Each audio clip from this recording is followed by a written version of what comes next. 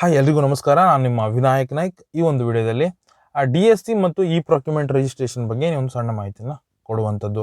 ಇನ್ನು ಯಾರು ಕೂಡ ಈ ಚಾನಲ್ಗೆ ಸಬ್ಸ್ಕ್ರೈಬ್ ಮಾಡ್ಕೊಂಡಿಲ್ಲ ಅಂದರೆ ಬೆಲ್ ಐಕನ್ ಅನ್ನು ಒತ್ತಿಟ್ಟು ಸಬ್ಸ್ಕ್ರೈಬ್ ಮಾಡ್ಕೊಳ್ಳಿ ಅಂತ ಹೇಳ್ತಾ ಇವತ್ತಿನ ಮಾಹಿತಿಯನ್ನು ಸ್ಟಾರ್ಟ್ ಮಾಡೋಣ. ಇವಾಗ ನೋಡಿ, ಹೊಸ ಪೋರ್ಟಲ್ ಬಂದಿದೆ. ಹಳೆ ಪೋರ್ಟಲ್ ಅಂತೂ ಆಲ್ಮೋಸ್ಟ್ ಟೆಂಡರ್ ಕರೆಯೋದನ್ನು ಸ್ಟಾಪ್ ಮಾಡಿದ್ದಾರೆ. ಇವಾಗ ಹೊಸ ಪೋರ್ಟಲಲ್ಲಿ ಟೆಂಡರ್ಸ್ ಪಬ್ಲಿಷ್ ಆಗ್ತಾ ಇದೆ. ಯಾವುದು ಗೂಡ್ಸ್ ಮತ್ತು ಸರ್ವಿಸ್ ವರ್ಕು ತುಂಬಾ ಬರ್ತಾ ಇದೆ. ವರ್ಕ್ಸ್ ಟೆಂಡರ್ಸು ಇನ್ನೂ ಸ್ಟಾರ್ಟ್ ಆಗಿಲ್ಲ, ಸೊ ವೇಟ್ ಮಾಡಿ. ಸೊ ಯಾರಿಗಾದರೂ ಈ ಪ್ರೊಕ್ಯೂರ್ಮೆಂಟಲ್ಲಿ ರಿಜಿಸ್ಟ್ರೇಷನ್ಸ್ ಬೇಕಂತ ಹೇಳಿದ್ರೆ ನಮ್ಮ ನಂಬರಿಗೆ ಕಾಂಟ್ಯಾಕ್ಟ್ ಮಾಡಿ ಪಡ್ಕೊಳ್ಳಿ. ಸೊ ನಮ್ಮ ಹತ್ರನೇ ಮಾಡ್ಕೊಳ್ಬೇಕಂತಲ್ಲ, ಯಾರ ಹತ್ರ ಆದರೂ ಮಾಡ್ಕೊಳ್ಳಿ. ಬಟ್ ನಾ ಹೇಳೋದು ನಿಮ್ಗೆ ಒಂದೇ, ಗೊತ್ತಿರೋರ ಹತ್ರ ಮಾಡ್ಕೊಳ್ಳಿ ಅಂತ ಹೇಳ್ತೀನಿ. ಯಾಕಂದರೆ ನನಗೆ ಬಂದಿರೋ ಕಾಲ್ಸಲ್ಲಿ ಮ್ಯಾಕ್ಸಿಮಮ್ ಕಾಲ್ಸ್ ಬರೋದೊಂದೇ, ನಾನು ಡೈರೆಕ್ಟಾಗಿ DSC ಸರ್ ತೊಗೊಂಡಿದ್ದೀನಿ, ಯೂಸರ್ ID ನಾನು ಮಾಡ್ಕೊಂಡಿಲ್ಲ. ನಾನು ನಿಮ್ಗೆ ಹೇಳೋದು ಏನಂದರೆ, ನೀವು DSC ಮತ್ತು ಟೋಕನ್ ತೊಗೋತಿರಲ್ಲ, ನೀವು ಅವ್ರ ಹತ್ರನೇ ನೀವು ಯೂಸರ್ ID ಪಾಸ್ವರ್ಡನ್ನು ತೊಗೊಳ್ಳಿ. ಯಾಕಂದರೆ ನೀವು DSC ತೊಗೊಂಡು ನಮ್ಮ ಹತ್ರ ರಿಜಿಸ್ಟ್ರೇಷನ್ ಮಾಡ್ಲಿಕ್ಕೆ ಬಂದಾಗ ಏನಾಗುತ್ತೆ, ನಮಗೆ ಫಿಸಿಕಲ್ ಆಗಿ ನಿಮ್ಮ DSC ಬೇಕಾಗುತ್ತೆ ರಿಜಿಸ್ಟ್ರೇಷನ್ ಟೈಮಲ್ಲಿ. ಆ ಟೈಮಲ್ಲಿ ಏನಾಗುತ್ತೆ, ಇನ್ನೇನಾದರೂ ಹೆಚ್ಚು ಕಡಿಮೆ ಆದರೆ, ಏನೂ ಆಗಲ್ಲ ಬಟ್ ಕೆಲವೊಂದು ಪ್ರಾಬ್ಲಮ್ ಆಗಿದೆ, ನಾನು ನೋಡಿದ್ದೀನಿ. ಆ ಥರ ಆಗೋ ಕಾರಣ ನಾನು ಬೇರೆಯವರು DSC ಟೋಕನಿಗೆ ನಾವು ಯೂಸರ್ ID ಪಾಸ್ವರ್ಡನ್ನು ಜನ್ರೇಟನ್ನು ಮಾಡೋದಿಲ್ಲ.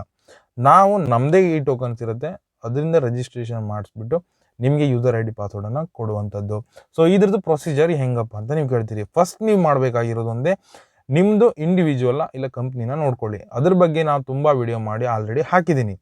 ಡೌಟ್ ಇದ್ದವರು ಕಮೆಂಟ್ ಮಾಡಿ, ನಾನು ಬೇಕಾದ್ರೆ ತಿಳಿಸ್ಕೊಡ್ತೀನಿ. ನೀವು ಫಸ್ಟ್ ಮಾಡಬೇಕಾಗಿರೋದು, ನನಗೆ ನಿಮ್ಮದು Aadhaar card, PAN card, photo, email ID, mobile number. ಅದೇ ರೀತಿ ನಿಮ್ಮದು GST ಇದ್ದರೆ 3 ಪೇಜ್ ಕಾಪಿ ಇರುತ್ತೆ, GST PDF. ಆ 3 ಪೇಜ್ ಕಾಪಿಯನ್ನು ನನಗೆ ಫಸ್ಟು ವಾಟ್ಸಪ್ ಮಾಡಬೇಕಾಗತ್ತೆ. ಸೊ 3 ವಾಟ್ಸಪ್ ಮಾಡಿದ ತಕ್ಷಣ ನಾನು ಪ್ರೊಸೆಸ್ ಮಾಡ್ತೀನಿ. ಓಕೆ, ಪ್ರೊಸೆಸ್ ಮಾಡಿಬಿಟ್ಟು ನನಗೆ ಗೊತ್ತಾಗುತ್ತೆ ಇಂಡಿವಿಜುವಲ್ ಉಂಟಾ, ಪ್ರಾಪರ್ಟರ್ಶಿಪ್ ಫರ್ಮ್ ಉಂಟು, ಪಾರ್ಟ್ನರ್ಶಿಪ್ ಫರ್ಮ್ ಉಂಟು, ಕಂಪ್ನಿ ಉಂಟು ಅಂತ ನಾನು ಚೆಕ್ ಮಾಡಿಬಿಟ್ಟು ಆಮೇಲೆ ಹೇಳ್ತೀನಿ ನಿಮಗೆ.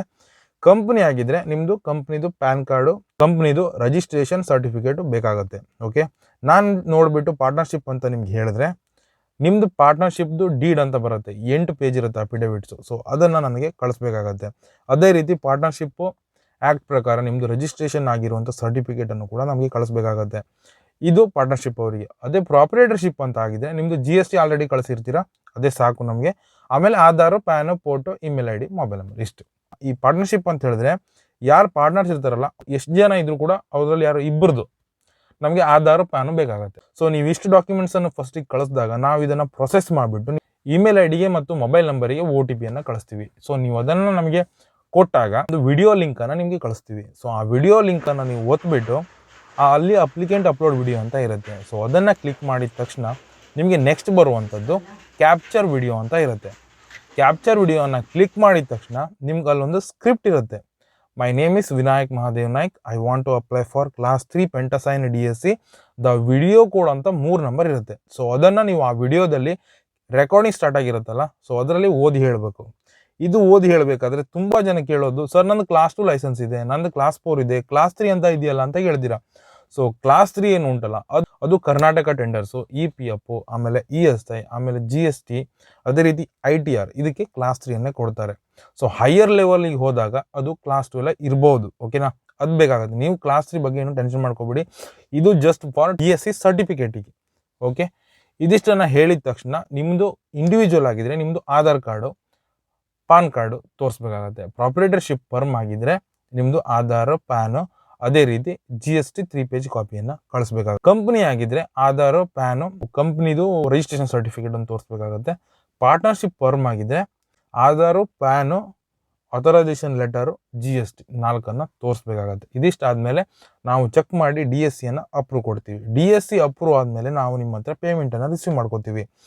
ಪೇಮೆಂಟ್ ತೊಗೊಂಡ ತಕ್ಷಣವೇ ನಾವು ಅಫಿಡವಿಟ್ ಬೇಕಾಗುತ್ತೆ. ಇನ್ನೊಂದು ಇಂಡಿವಿಜುವಲ್ ಆದರೆ ಅಫಿಡವಿಟು, ಕಂಪ್ನಿ ಆದರೂ ಕೂಡ ಅಫಿಡವಿಟು, ಪಾರ್ಟ್ನರ್ಶಿಪ್ ಫರ್ಮ್ ಆದರೆ ಪವರ್ ಆಫ್ ಅಟಾರ್ನರಿ ಅಂತ ಬರುತ್ತೆ. ಸೊ ಅದನ್ನೆಲ್ಲ ನಾವೇ ಟೈಪ್ ಮಾಡಿ ನಿಮಗೆ ವಾಟ್ಸಪ್ ಮಾಡ್ತೀವಿ. POA ಅಥವಾ ಅಫಿಡವಿಟ್ ಪ್ರಿಂಟ್ ತೊಗೊಂಡು ಅದ್ರ ಮೇಲೆ ನಾವು ಕಳಿಸಿರೋ ಮ್ಯಾಟರ್ನ ಪ್ರಿಂಟ್ ತೆಗೆದು ನಿಮ್ಮದು ಸೈನ್ ಮಾಡಿಸಿ ನೋಟ್ರಿ ಮಾಡಿ ನಮಗೆ ವಾಟ್ಸಪ್ ಮಾಡಿದ ತಕ್ಷಣ ನಾವು ಈ ಪ್ರೊಕ್ಯೂರ್ಮೆಂಟನ್ನು ಜನ್ರೇಟ್ ಮಾಡಿ ಯೂಸರ್ ID ಪಾಸ್ವರ್ಡನ್ನು ನಿಮಗೆ ಕಳಿಸ್ತೀವಿ.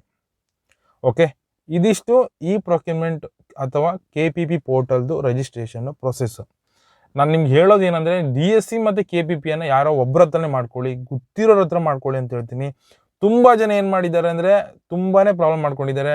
DSC ಮತ್ತು e-procurement ರಿಜಿಸ್ಟ್ರೇಷನ್ ಮಾಡ್ಕೊಂಡಿದ್ದಾರೆ. ಇಮೇಲ್ ಐ ಡಿ ಅದು ಯಾರು ರಿಜಿಸ್ಟರ್ ಮಾಡಿರ್ತಾರೋ ಅವ್ರದೇ ಇಮೇಲ್ ಐ ಡಿ ಹಾಕೊಂಡಿದ್ದಾರೆ. ಅವ್ರಿಗೆ ಯೂಸರ್ ಐ ಡಿ ಪಾಸ್ವರ್ಡ್ ಗೊತ್ತಿಲ್ಲ. ನಾನು ಕಡೆಗೆ ಯೂಸರ್ ಐ ಡಿ ರಿಕವರಿ ಮಾಡಿಕೊಟ್ಟಿದ್ದೀನಿ.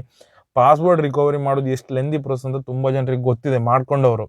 ಯಾಕಂದ್ರೆ ಅವ್ರದೇ ಇಮೇಲ್ ಐ ಡಿ ಹಾಕೊಂಡಿರ್ತಾರೆ, ಯಾರು ಮಾಡಿರ್ತಾರೋ ಅವರೇ. ಈಗ ನಾವೇನು ಮಾಡ್ತೀವಿ, ರಿಜಿಸ್ಟ್ರೇಷನ್ ಮಾಡಿ ಮುಗಿದ ತಕ್ಷಣ ನಮ್ದು ಇಮೇಲ್ ಐ ಡಿ ಹಾಕೋದೇ ಇಲ್ಲ. ನಾವು ಅವ್ರದ್ದು ಇಮೇಲ್ ಐ ಡಿ ಹಾಕ್ಬಿಟ್ಟು ಅವರಿಗೆ ಡೈಲಿ PDF ಬರೋ ಥರ, ಅಂದರೆ ಟೆಂಡರ್ ಪಬ್ಲಿಷ್ ಆಗಿರೋ PDF ಬರೋ ಥರ ನಾವು ಮಾಡ್ಕೊಡ್ತೀವಿ. ಇದೊಂದು ಮೇನ್ ಇಂಪಾರ್ಟೆಂಟ್ ಥಿಂಗು.